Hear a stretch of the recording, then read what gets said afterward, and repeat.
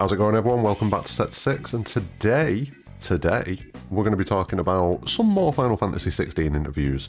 Now, the other week we covered the 4Gamer interview, which was a pretty deep dive into the kind of world and the mechanics of Final Fantasy 16, and around the same time there were several other interviews that dropped with people like Famitsu and Dengeki, and there was this one that we're going to look at today, which was done by GameWatch, which is another Japanese gaming website, essentially. And they did the same interview with Mayahiro and Yoshida and everyone like that, but they had slightly different questions, and the responses, some of them are pretty interesting, so I figured that we'd have a look at this one. Turquoise Hammer, yet again, with the translation for this one. They've translated quite a few of these, so don't forget, head over to Turquoise Hammer's Twitter, give them some love, give them some support, because, yeah, they make these videos possible, truly. Also, don't forget to hit the like button, subscribe for future content, but let's crack on and let's jump straight into this. So the first section of this interview just really covers the new trailer and certain things that we see. You know, talks about Dion, who we see, who's the Prince of Sanbreque, and Barnabas, who's the King of Waleed. And Mayahiro goes on to say that Dion's essentially like a foil for Clive, whereas Clive's got a life that's saddled with many responsibilities. Dion is this perfect prince who wants for nothing. And then with Barnabas, he's this ominous king about who no one really knows anything, and being that he is the dominant of Odin, he's got quite a bit of power, and he's the king of a country ruled by war. He also says that he seems to have a streak of wickedness and is preoccupied with something or other.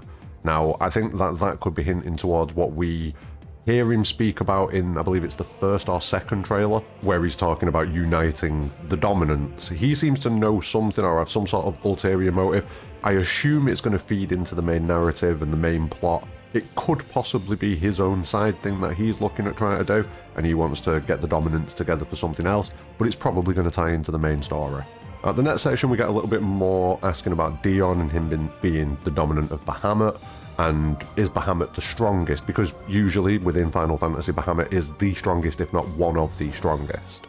And he goes on then to ask, would it be correct to say the strength of each icon is dependent upon the strength of the dominant? And Mayahiro says that the strength of the icons balances out, but at the core of those icons you of course have human beings, so naturally their fighting styles will change depending on the physical experience and acquired knowledge of the human. Some will push ahead with brute force, while others will make skilled use of magic, and I think you'll see the strengths and weaknesses with each icon's power as they make the best of their unique characteristics. So essentially kind of dodging the question a little bit and kind of saying that they're all going to be an equivalent kind of power, they all kind of balance out in strength, which is strange because usually, like the interviewer asks, there is a hierarchy to this. And if you think back to the mural that we've looked at, it's possible that they are kind of all the same sort of level, all beneath this one other icon or great deity or whatever it turns out to be. And they continue in the next section, like talking about like how it's going to be, each icon's going to be different depending on who the dominant is, how they go about things, what kind of knowledge they've got. But Yoshida says that he'd like it if everyone keeps an eye out for how their experience varies depending on the unique attributes of each icon in the game. But then right at the end of this, Mayahiro sneaks one in and says, and if I might add, there's also solid lore behind why these icons are balanced in terms of strength. Which is making me feel like there has been some sort of division. Maybe there is some sort of greater being that was divided and then became these icons that we see now, which would then feed into my belief that, you know, Dark Ifrit is trying to reunite the icons. Dark Ifrit's kind of meant to be the thing that consumes all of the other icons back into this one being and tries to bring about this deity, this creature, whatever it is again. I feel like that's kind of the mission there, and that would make sense if each of them have been kind of separated from another being previously. It's kind of like this being itself, its will is trying to come back together, and it's using Ifrit as the tool for that. That kind of feels like a possibility. Anyway, moving on. So the interviewer then asks, so Valisthea is the name of this world where humans are being punished for having challenged God. Is it safe to assume God and the icons are different entities? And Mayahiro says that that's a matter that's very much at the root of this story, so it's a little difficult to answer your question.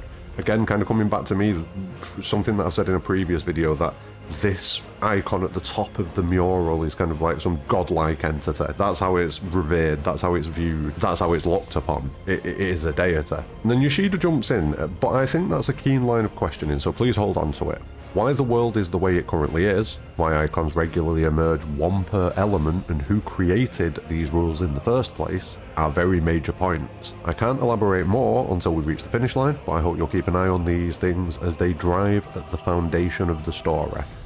And the interviewer then asks, have I perhaps touched on the logic of this world? And Yoshida says that the logic of this world is something that My Hero has been very particular about from the beginning, and Valisthea has been constructed and animated based on this logic.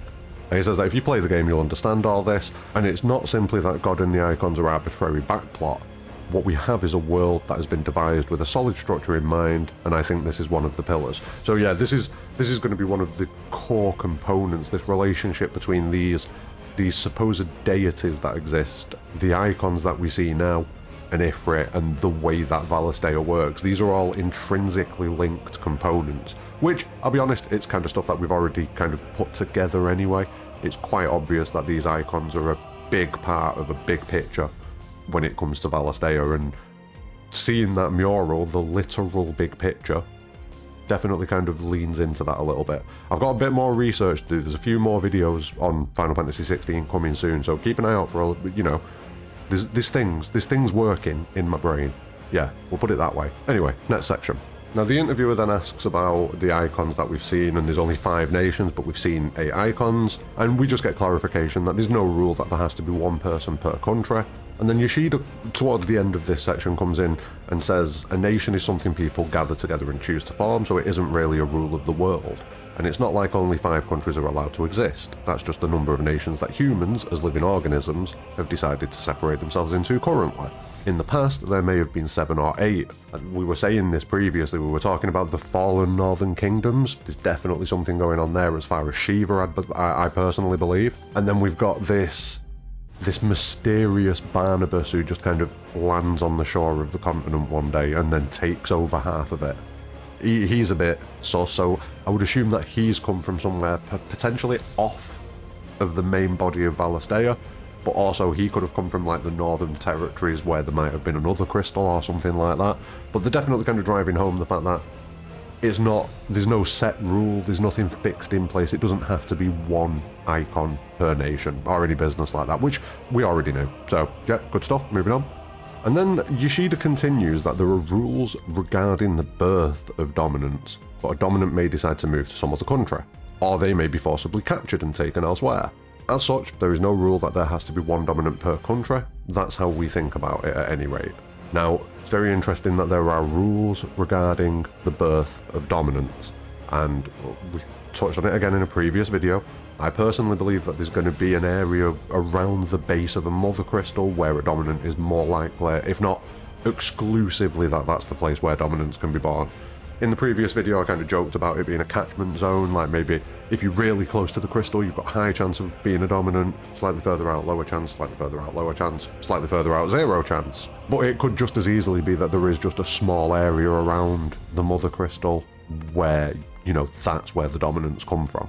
It could go either way, but it does seem that there are rules regarding this, and yeah, definitely giving me the feeling that while I do believe what we said previously about, you know, like I was just saying then about the area around the crystal, there's probably some other kind of prerequisites. Because he doesn't say rule, he says rules, so there have definitely got to be some prerequisites.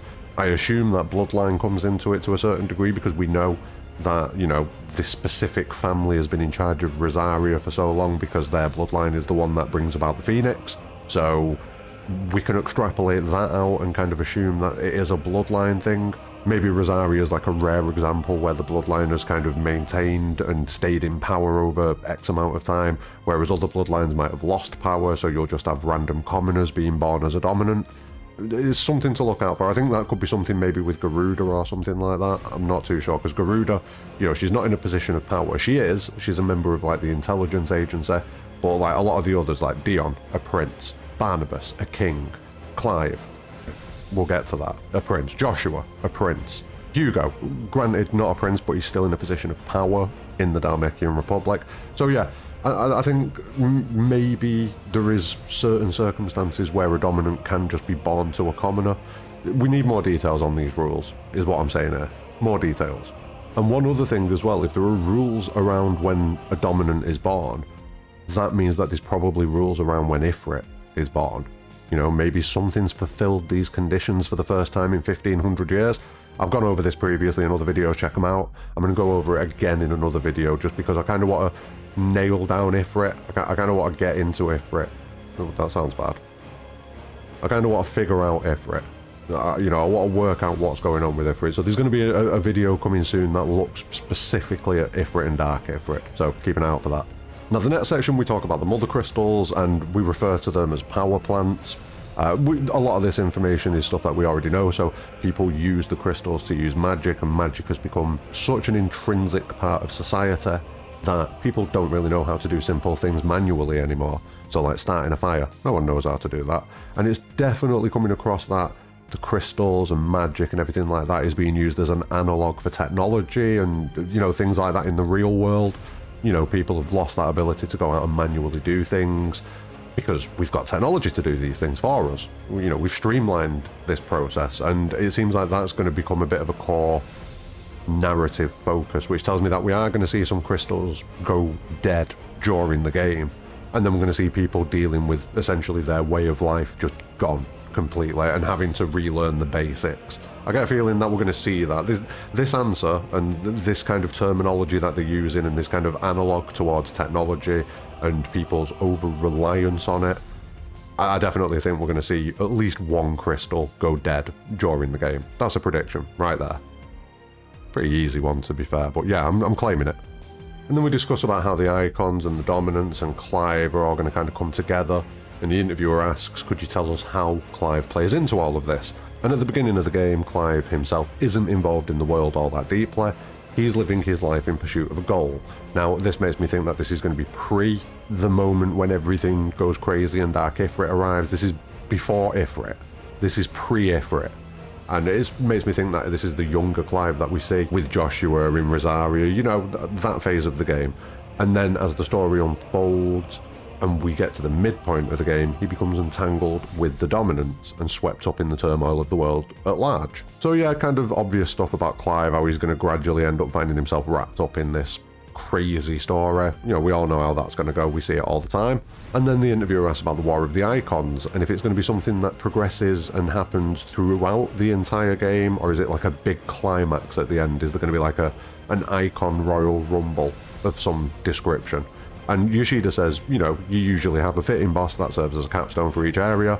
I think you can safely assume that clashes between the icons will follow this pacing. So yeah, we're going to be fighting the icons throughout the game, and that hints to me that what we're doing is the war with the icons. That is the war of the icons, what we're doing. So that's an interesting point as well. But then the interviewer asks a pretty solid question, and the interviewer asks, but Clive isn't a dominant, is he?